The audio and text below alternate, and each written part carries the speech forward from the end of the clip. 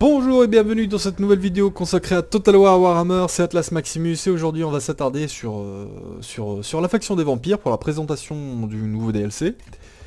On va voir ça 18. Qu'est-ce qu'il y a? Il y a les zombies qui... Bon, les zombies c'est une unité tout pourrie, hein, soyons d'accord. Bon, ça peut servir de chair à canon pour tanker tout ce qui est projectiles, le temps que vos troupes d'élite ou un peu plus efficaces arrivent au contact. Bon. Elle coûte 100 de plus et qu'est-ce qu'elle a? Elle a un pool de PV de 1620, plus 9 de commandement, plus 2 de vitesse, 5 d'attaque en mêlée, 6 de défense en mêlée et un bonus de charge de plus 6 avec un petit passif de résistance physique de 15%. Elle est un peu plus tanky pour 150, pour 100 de plus. Moi je dis pour 150, j'ai une deuxième, du coup je suis pas convaincu. Ah oui, ils ont aussi un... Ici, ils ont la taille de l'unité est un peu plus grande de 30 mecs. Ce qui fait que... Oui, bon, je sais pas, il faudra que je la teste pour voir si c'est vraiment rentable ou pas. Mais pour l'instant je suis pas du tout convaincu de leur utilité. Comme j'ai dit, pour 150 on a une deuxième et je pense que ça fera...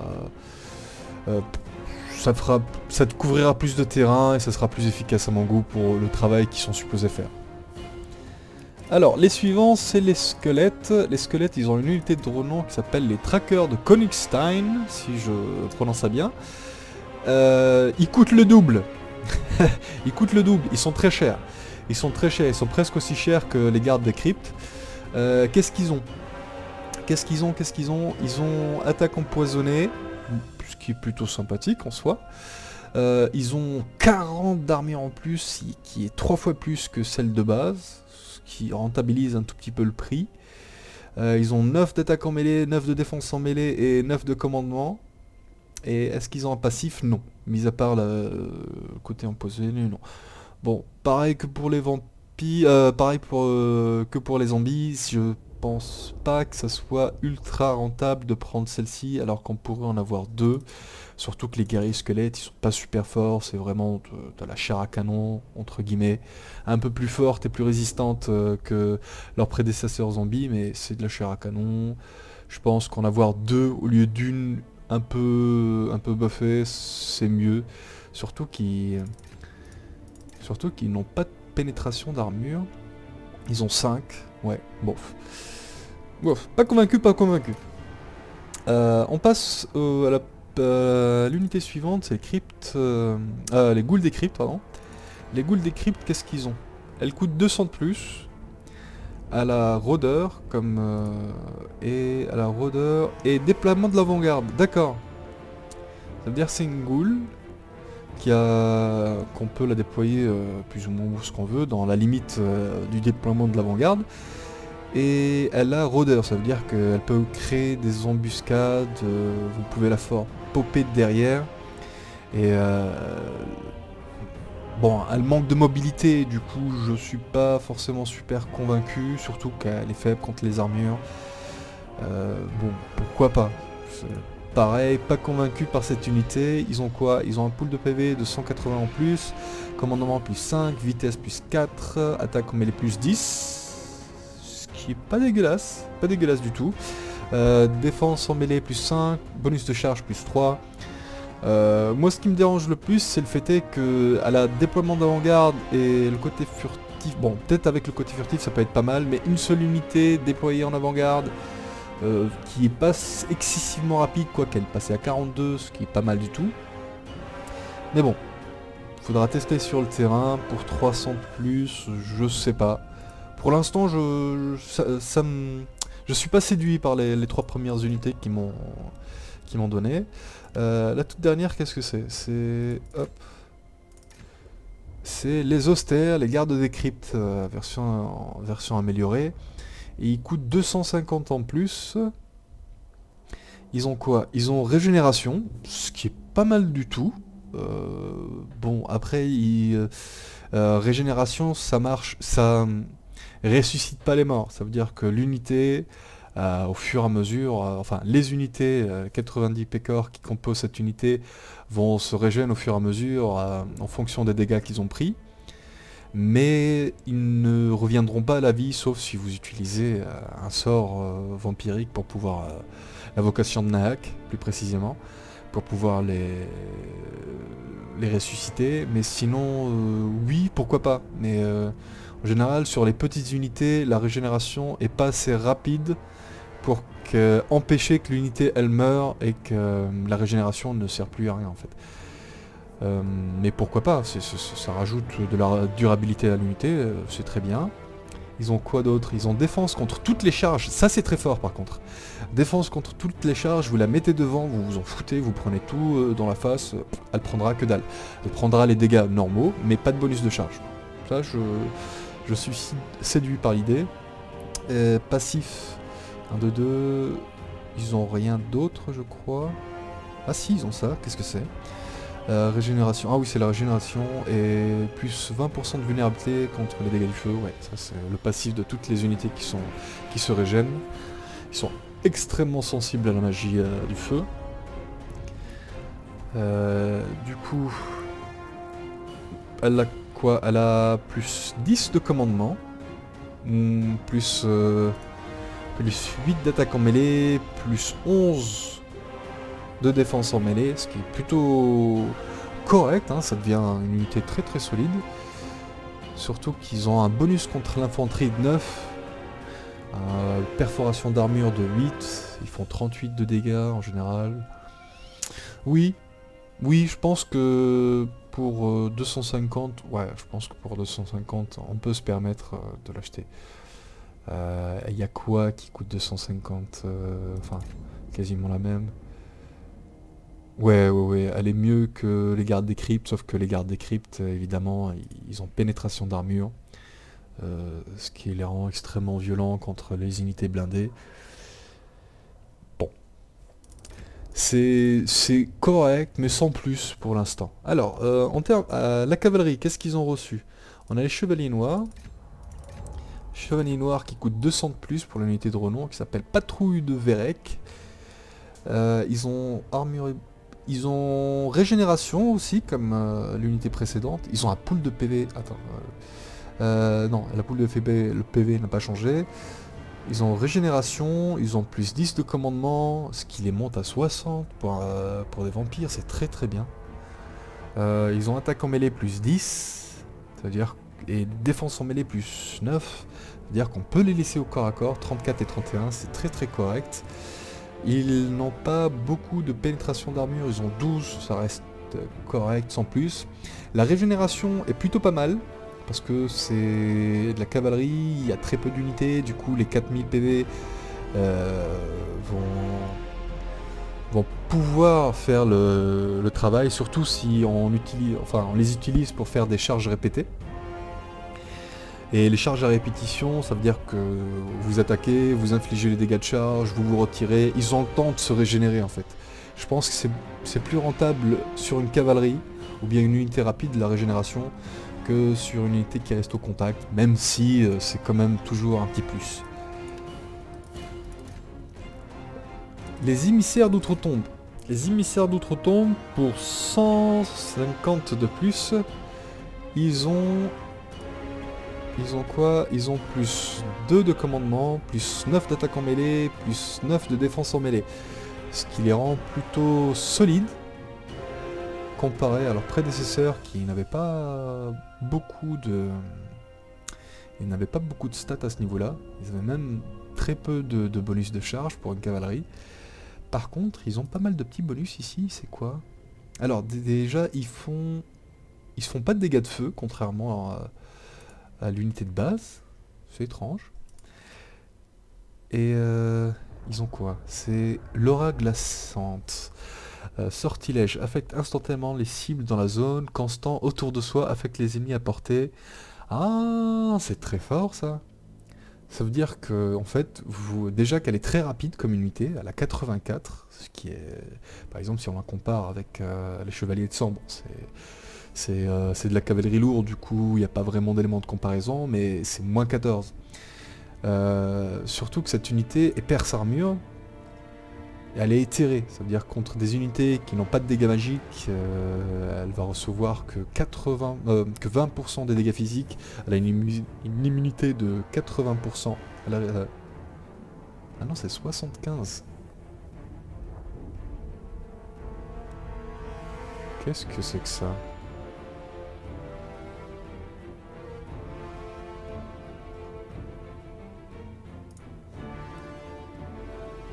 Ah non, d'accord. C'était juste les Spectres des Cairns qui avaient reçu le buff au tout début du jeu. Parce qu'au début, ils avaient...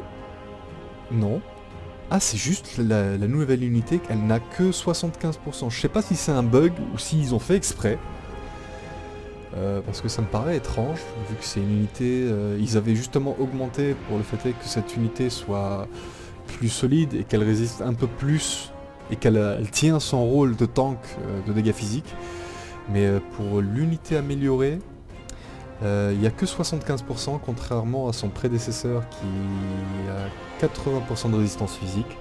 Pourquoi pas? Peut-être ça s'explique parce qu'elle a une résistance à la magie qui est de 25%, ce qui en gros, pour les émissaires d'outre-tombe, pour les unités éthérées en général, leur point faible, 25% de résistance en magie, je pense que c'est plutôt sympathique, ça la rend beaucoup plus tanky, beaucoup plus difficile à tomber.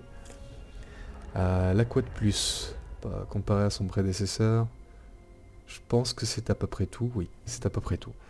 Les stats qu'on a vu précédemment, 9 en attaque mêlée, 9 en défense en mêlée, plus 2 de commandement. Pour 150 de plus, oui, pourquoi pas, parce que comme on a vu tout à l'heure, l'aura glaçante qui a fait 45 mètres autour ralentit 36% la vitesse des unités ennemies. C'est très fort pour attraper les unités qui fuient, par exemple les unités de tirailleurs montées. Qui sont extrêmement relous, ils sont très rapides, et on peut quasiment pas les rattraper, et bon, contre des unités éthérées c'est pas un problème parce que ils prennent très peu de dégâts, mais oui, faudrait que je teste sur le terrain, mais les 36% de vitesse en moins que pour les unités constamment autour de soi, qui a une portée de 45 mètres, ce qui est plutôt pas mal du tout, hein. Oui, faudra tester. Je suis attiré par cette unité. Je vais voir si ça peut être rentable. Mais bon. Ça m'excite pas plus que ça. J'étais plus content, enfin j'étais davantage satisfait des unités qui ont été apportées à l'armée de l'Empire que celles des morts-vivants. Qu'est-ce qu'il y a? Les loups funestes. Les loups funestes, qu'est-ce qu'ils ont eu? Ils ont reçu un buff. Les loups funestes qui s'appelle la meute funeste d'ailleurs. L'unité de renom a plus 9 de commandement, plus 10 d'attaque en mêlée, plus 8 de défense en mêlée. Elle a un bonus contre les unités larges de 14 qui est très très très fort. Très très très fort. Parce que les loups funestes au tout début elles sont un peu pourries. Et 14 de dégâts en plus, ça les rend très bien pour le coup que ça... Enfin, pour le coup de cette unité. Mais ils n'ont pas d'attaque empoisonnée, défense en mêlée. Est-ce qu'ils ont autre chose? Anti-large, très rapide, déploiement de l'avant-garde. Ils n'ont pas d'autres buffs mis à part ça, pas de passif. Ils ont juste des stats en plus et leur bonus contre les unités larges qui est de 14, qui est plutôt sympa. Ils ont déploiement de l'avant-garde. Oui, je pense que oui, pour attraper de la cavalerie soutenue par quelque chose, surtout qu'ils sont très rapides, ils sont 95 de vitesse, ils sont extrêmement rapides. Oui, pour 160, je pense que c'est pas mal, surtout les 14 de bonus contre les unités larges, qui est pas négligeable. Celle-ci, oui, elle me plaît beaucoup. Cette unité-là me plaît beaucoup. Est-ce qu'ils ont d'autres choses? Oui. Les Vargeist pour 475. Ça coûte très cher. Qu'est-ce qu'ils ont en plus? Tout d'abord, ils ont en stat pur, ils ont plus 10 de commandement. Ce qui est très bien, 72 pour des vampires, c'est très très fort. attaque en mêlée plus 11, défense en mêlée plus 10, ça c'est super. Ils ont quoi? Ils ont déploiement de l'avant-garde, d'accord. Ça par contre c'est très fort. Déploiement de l'avant-garde pour les Vargeist, c'est très très très fort, c'est des unités volantes, si vous la mettez derrière, bon, elle ne pourra pas se cacher, vous ne pourrez pas la planquer parce que c'est des unités volantes, c'est des unités monstrueuses de surplus, ça veut dire que peu importe où vous les foutez, sauf si vous les mettez derrière une colline, ça dépendra, c'est situationnel de la map, mais en général vous en trouvez pas n'importe où. Mais oui, déploiement de l'avant-garde, c'est bien. C'est bien. Pourquoi je suis pas si excité que ça, c'est parce que les Varghese, du fait est qu'elles sont des unités volantes, elles ont naturellement la faculté de pouvoir se déplacer plus ou moins où elles veulent très rapidement. Ça veut dire faire des contournements, ça va prendre un peu de temps. Mais pour 475, pour avoir un déploiement de l'avant-garde qui aurait pu être fait sans forcément avoir cette aptitude et juste tout simplement les faire contourner, elles ne seront pas rattrapées par les unités lambda. Pourquoi pas? Est-ce qu'ils ont autre chose? Ils ont provoque la terreur. Ouais, ils ont provoque la terreur et sans plus. Oui. Pareil que pour tous les autres, c'est beaucoup payé pour quelque chose qui, à mes yeux, le déploiement de l'avant-garde n'est pas nécessaire sur cette unité. C'est bien, c'est un petit bonus, mais c'est overkill. C'est overkill comme j'ai expliqué plus tôt. Et puis provoque la terreur, oui, pourquoi pas. Après, ces stats sont séduisantes, hein, plus 11, plus 10, ils peuvent rester au contact, contrairement à leurs prédécesseurs qui, eux, si vous les laissiez trop longtemps, ils ont vraiment leur bonus de charge qui est fort, leur capacité à pouvoir perturber les lignes ennemies. Pourquoi pas? Pourquoi pas? Là, je vais passer tout de suite sur les unités de renom et après je vais repasser juste derrière pour ces nouvelles unités qui ont été rajoutées. Alors, celle-ci, je la connais pas du tout. Alors, Machine Mortis. Alors, régénération en masse. C'est quoi ça? Régénération en masse aux alliés aux alentours. Je pense qu'il doit avoir... Hop. Alors, affecte instantanément les cibles dans la zone, constant autour de soi, affecte les alliés à portée, mort-vivant. Portée de 45 mètres, régénère le PV des combattants. Ça c'est fort, c'est très fort même. Récolteur de magie, qu'est-ce que c'est? Augmente le niveau de réserve de puissance. Sympa. Sympa, sympa. Taux de rechargement de puissance amélioré. Ok. Aura magique, cette unité est entourée d'une ou plusieurs auras de magie qui renforcent les alliés aux alentours. Je vais m'attarder un peu dessus. Ils ont défense en mêlée très peu, bonus de charge très peu, attaque en mêlée très peu. Ils ont par contre énormément de dégâts. 120, c'est très conséquent. Après leurs stats de base de corps à corps sont très mauvaises, du coup je vous encourage pas à les mettre, ni en charge d'ailleurs. Je pense que c'est surtout un char de soutien. Et c'est que l'unité de base, hein. Je ne suis pas encore passé sur l'unité de renom. Et qu'est-ce qu'ils ont? Ils se régénèrent eux-mêmes. Ah, c'est bien, ça veut dire qu'en plus d'avoir l'aura qui va être affectée sur eux et les alliés, non, autour de soi avec les alliés, ils vont se régénérer eux-mêmes, ils vont augmenter les vents de magie, le taux de rechargement, ils vont constant autour de soi avec les ennemis cause des dégâts aux combattants. Sérieux? Dégâts directs? C'est fort? Ça je l'avais pas vu. J'avais lu quelque part mais j'avais pas vu. Et du coup cette unité vous la mettez, ça a 45 mètres autour, elle infligera des dégâts constamment aux unités. C'est fort en fait, c'est très très fort. En plus de booster vos unités, de se régénérer elles-mêmes, de régénérer les unités aux alentours, très efficace pour maintenir un général en vie par exemple, ou un seigneur, un héros, qui ont un pool de PV assez conséquent, ou des monstruosités. C'est très très fort. Après, ça ne les ressuscite pas. C'est comme précédemment, si vous n'utilisez pas un sort pour les ressusciter, ça ne se ressuscite pas. Pas mal du tout. Pas mal du tout. Je pense que c'est un bon atout pour les morts-vivants. Il manquait cruellement d'unités de soutien comme celle-ci. Bon, ils avaient leur magie qui leur permettait de survivre, mais ça manquait un peu. Alors, cette fois-ci, on passe à l'unité de renom. Qu'est-ce qu'ils ont? Ils ont régénération en mâche, récolteur de magie, provoque la terreur, aura magique. Rien ne change pour l'instant. Leurs stats ne changent pas. Et par contre, je crois qu'ils ont résistance à la magie. Ils ont résistance à la magie plus 25% et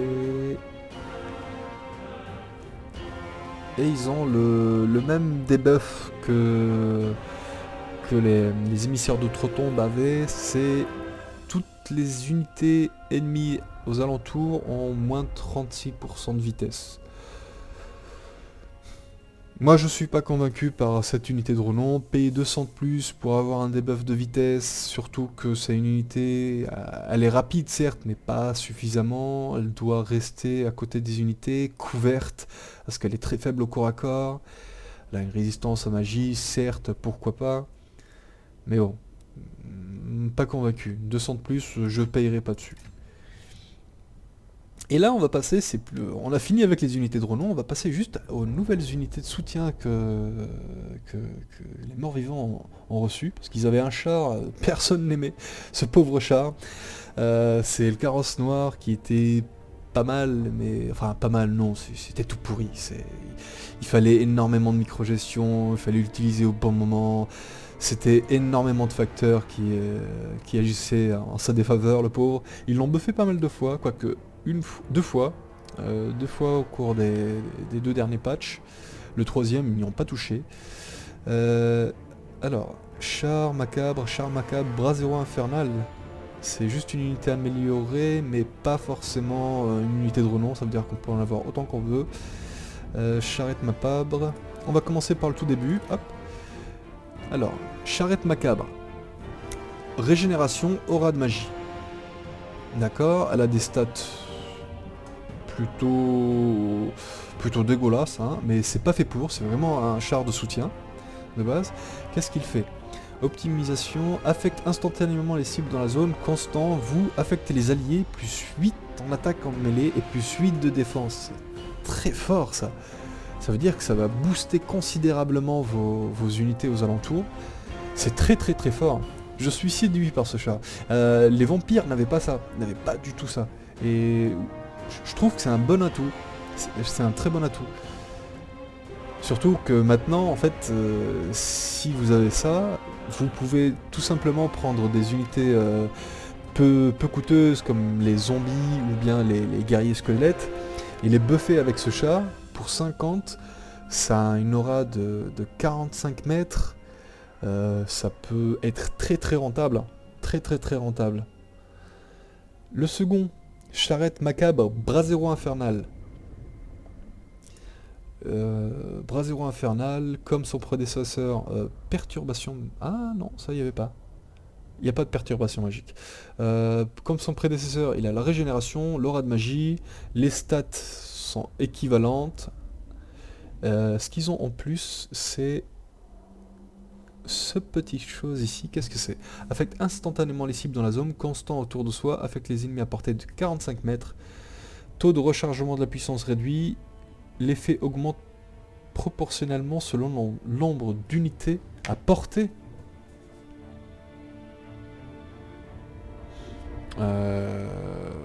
Ah, d'accord. Le nombre d'unités à portée. Je sais pas si les unités, ça comprend les unités ennemies ou alliées. Mais je pense que ça doit être plus les unités ennemies. Taux de recharge de la puissance réduit. Ce qui veut dire que ça agit sur toute la map, je crois, parce que de toute façon le taux de recharge de la puissance c'est l'ennemi, ça n'a pas de. Ça ne dépend pas de où se trouve le sorcier ennemi pour que ça puisse agir. Je sais pas, il faudra que je teste. Je suis pas. En fait, je sais pas comment utiliser cette unité. Je suis pas sûr du fonctionnement surtout. Bon, faudra que je fasse des tests. Il y a beaucoup de tests qu'il faudra que je fasse d'ailleurs, je suis en train de m'entendre parler. La dernière, c'est Charrette Macabre Bourdon Maudit. Alors, la Charrette Macabre Bourdon Maudit, qu'est-ce qu'elle a de plus que ses prédécesseurs? Les stats sont équivalentes, et ils ont un petit spell qui n'est pas équivalent aux autres, c'est affecte instantanément les cibles dans la zone, constant autour de soi, affecte les alliés à portée, cible si mort-vivant, portée de l'effet 45 mètres, très sympathique, et il régénère le PV aux combattants. S'il régénère les PV aux combattants plus le plus 8 d'attaque en mêlée, ça me plaît beaucoup. Pour 650, c'est très fort. Celle-ci, elle ne fait que régénérer. Pour 650, c'est très fort. Après, c'est très fort. Moi, les chars vampires, je suis convaincu, je suis très fan. Et j'ai envie de les tester. D'ailleurs, je pense que je vais les tester plus tard. Je vous ferai des petites vidéos démonstratives de celle-ci. Comme ça, on pourra vraiment voir du potentiel ou pas des unités qui ont été apportées. Maintenant, on va passer aux généraux. Enfin, aux seigneurs plutôt. Les seigneurs qui ont été ajoutés. Il y a des nouvelles sortes de seigneurs qui ont été ajoutés. Nous avons vu Elmangorst. Nous avons vu Vlad von Karstein. Et Vlad von Karstein, je pense que en fait je vais faire une vidéo à part entière parce qu'ils ont beaucoup de stats. Mais tout ce qu'il faut savoir, c'est que avec le DLC, des nouveaux seigneurs sont débloqués, bon, les 2 seigneurs légendaires, plus le roi Ghoul Strigoi, si je le prononce bien, plus le roi Ghoul Strigoi qui seront recrutables en campagne. Ça veut dire qu'en plus des seigneurs vampires, des nécromanciens, vous allez avoir des rois Ghoul Strigoi à recruter. L'Empire en a également, qui sont sous le nom d'archidiacres, qui contrairement... c'est un peu comme des prêtres de Sigmar, mais buffés aux enfêtes, des généraux en fait, avec ils ont les mêmes capacités. Mais je m'attarderai dessus parce que je pense que cette vidéo a bien assez duré comme ça. J'espère que ça vous aura été utile. Je pense très sincèrement que je vais vous faire très vite une 3e vidéo pour vous présenter les caractéristiques des nouveaux généraux, plus précises que celles qui ont été vaguement citées sur le menu de campagne. Et puis je vous dis à très bientôt, c'était Atlas Maximus, peace!